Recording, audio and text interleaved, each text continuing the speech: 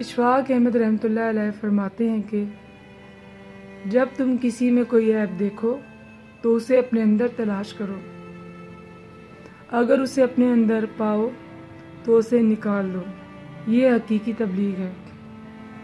اسے بزرگان دین تلاوت الوجود کہتے ہیں۔ یعنی کہ ہمیں سب سے پہلے اپنی اصلاح کرنے کی ضرورت ہے۔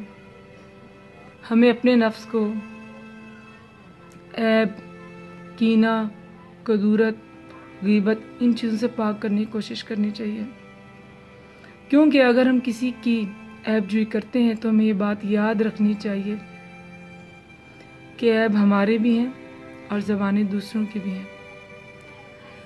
اس لیے کوشش اس امر کی کرنی چاہیے کہ اگر کسی میں کوئی ایسی بات نظر آتی ہے جسے ہم ناپسند کرتے ہیں اور جسے اللہ تعالیٰ بھی ناپسند کرتا ہے، تو ہمیں اس بات کا خیال رکھنا چاہیے کہ اس چیز سے ہم خود بھی بچیں،